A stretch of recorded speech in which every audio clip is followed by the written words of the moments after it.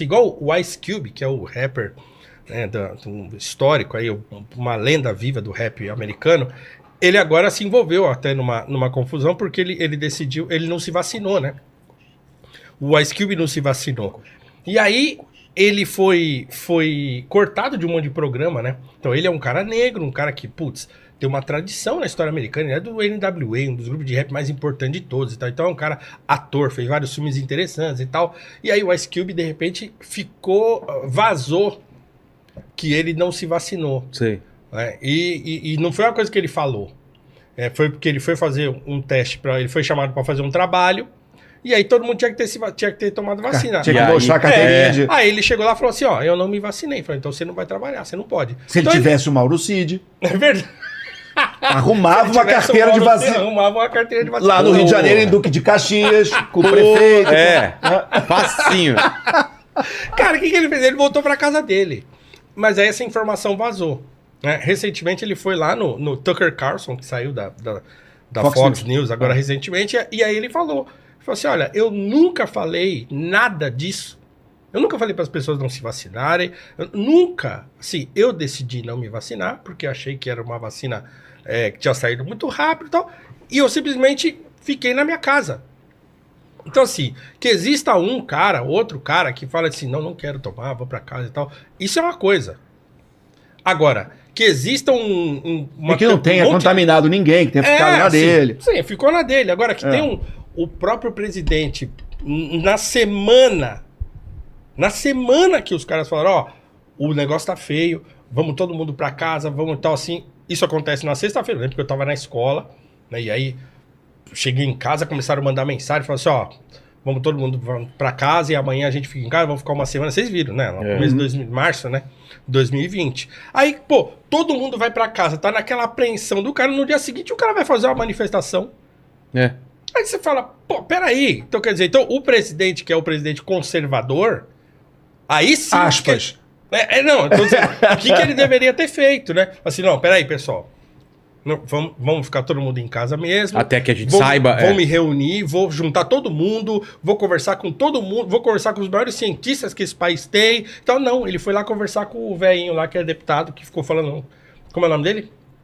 O que ficou fazendo previsão errada sobre a... É o Osmar Terra. Osmar Terra. Então ele se cercou de correligionário político pra desacreditar o troço todo. Mas o que ele fez, que a gente viu, por exemplo, que ele fez com o ministro da Saúde, ele demitiu o Mandetta, o Nelson Teich demitiu em 28 dias, não completou um mês, aí botou lá o Eduardo Pazuello, né? Quer dizer, alguém que fala, o que você vai fazer no ministério? Ele fala, o que eu vou fazer, ele manda e eu obedeço, né? Então, assim, isso foi um padrão que a gente viu e que não tem como você não falar que não levou pessoas à morte. Né? A CPI, que ficou 6 meses levantou um dossiê de 1.500 páginas, tem muita coisa muito grave e muito séria lá. Né? E eu vi, e aí, claro que todo mundo tem uma história pessoal. Eu tive uma empregada na época que eu morava ali no Leblon, que era uma pessoa que eu adorava. E ela, entre pegar e morrer, foram dias. Assim, entre saber, foram dias. E aí, uma outra pessoa da minha família que conhecia ela, que gostava dela também, mas que é uma super bolsonarista e tal, quando eu contei pra ela, a reação dela foi, mas também quem mandou acreditar no Mandetta? Porra. Aí eu falei, não, para. Você tá falando de uma pessoa que a gente gosta, que acabou de morrer. Respeito, entendeu? Porque desumanização. Aí é a história da primeira e da segunda natureza, que é uma coisa que todo conservador te fala, peraí, tá errado isso, entendeu? Na Avenida Paulista, em manifestação, teve gente pegando caixão e dançando com caixão. Lembra disso? Que logo quando começou o negócio da pandemia e tal, todo mundo, a gente ainda tava meio brincando com aquilo, porque ninguém tava entendendo o que tava acontecendo. E era uma época que tinha aquele meme. Surgiu o meme do caixão. O meme do caixão. De um país africano, aqueles internos faziam um ritual e tal, não sei o que lá. E aí surgiu aquilo, né? Eu lembro que a gente tinha um grupinho de WhatsApp com uns amigos da escola, e a gente ficava zoando, vamos ficar em casa e tal, e aquele meme do caixão rodou um pouquinho. Quando ficou sério, ficou sério. Claro. Cara, os caras foram pra Paulista dançar com o caixão. Esse vídeo, postei, retuitei esse vídeo esses dias aí. Falei, a gente não pode esquecer isso aqui. Né? E aí, Vilela, eu acho que vale a pena a gente voltar lá atrás. O Terça Livre dançando e falando cloroquina é o cacete. Entendeu? Então, assim, e aí só que assim, o que aconteceu na pandemia, a reação do próprio Bolsonaro e do seu séquito próximo e tal, já é o resultado de um processo. Aquilo ali não aconteceu de repente. Exato, isso que eu queria entender, cara. Sim. Ali não foi um negócio que assim, pá, aquilo é um processo. Nunca é. Tinha uma lacuna. Tinha. Bom, se eu puder entrar nessa, vai lá. A Lava Jato mudou o Brasil muito. Né? Você teve primeiro 2013, que já começou... Mas vocês acham legal a gente voltar para época de PSDB trocando com o PT? Dá pra gente ir lá pra trás? Ali era um momento mundial que era o seguinte. Eu tenho idade, eu tenho 53, eu tenho idade para lembrar. Nasci em 70, você também? Então é 70. Fechou. Novembro. Janeiro. Então, mais velho. O mundo, a gente pegou o mundo da Guerra Fria. Certo. Que tinha lá a União Soviética, comunismo, Estados Unidos. Bom, assistam The Americans. Isso. Você não viu The Americans? Não. A série? Deus do céu, você tem que começar com aquela mulher que é a Diplomática, que fez agora o Diplomática. Vou ver. É incrível. Cara, The Americans tá entre uma top 5 de séries. Aí entre 89 e 91, cai o Muro de Berlim, acaba a União Soviética e tal, e o mundo entra num certo consenso que dura 25 anos, até 2016, com a eleição do Trump e o Brexit. Bom, o que acontece nesses 25 anos? Você tem um certo consenso social-democrata, que a gente pode falar um pouco mais, onde se criou a ideia que a política tinha acabado.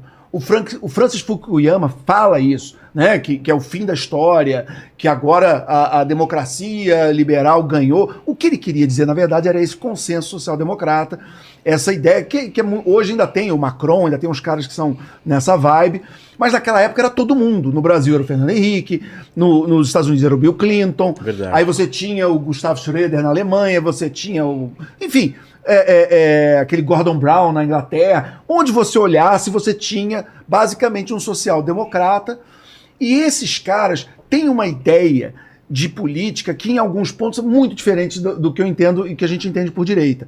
Por exemplo, essa ideia do nacionalismo, porque o nacionalismo, que não seja xenófobo, ele é positivo nessa ideia da raiz, do enraizamento, de você ter as suas tradições. Eu até tenho um texto que até hoje o pessoal replica, aquela história que o Não Deixa o Samba Morrer é um hino do conservadorismo brasileiro. Aquele samba clássico. Eu falei disso esses dias. Por quê? Não deixa o samba... Pega a letra, a gente analisa...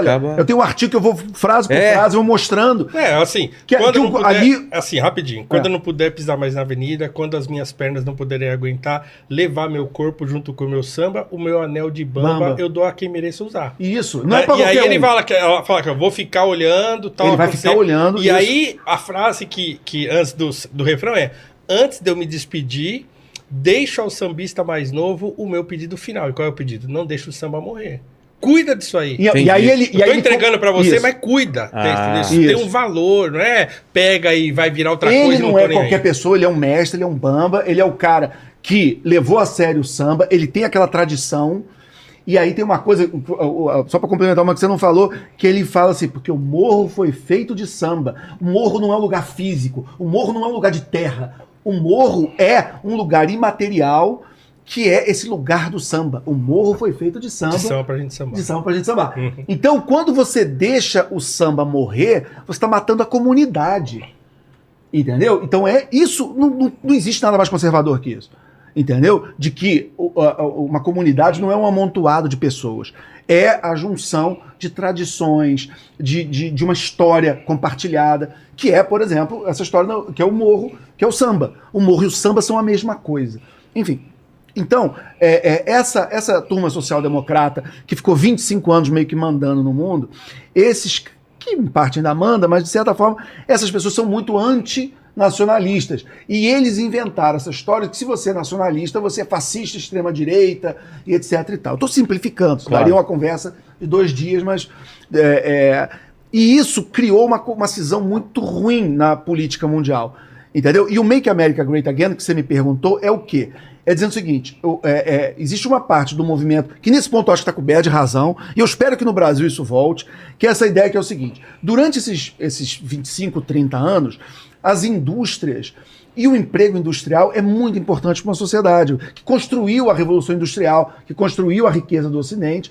E esses empregos foram sendo matados, foram morrendo, as fábricas foram fechando e foram sendo reabertas na China, no Vietnã, em outros lugares. Foi um processo histórico que uma certa elite, que eu chamo da turma de Davos, essa turma lá percebeu que para que eu vou ficar gastando dinheiro com o americano, com o alemão, com o francês, se o chinês é muito mais barato, trabalha 18 horas por dia, não tira férias, entendeu? E aí, vendendo isso como globalização, como o diabo, mas na verdade é o seguinte, baratear custo.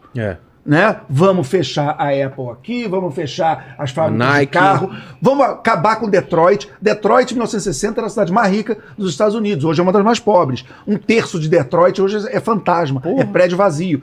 Em 60 era a maior renda per capita. Isso por quê? Porque aí fecha a GM, fecha a Chrysler, fecha tudo e reabre aonde?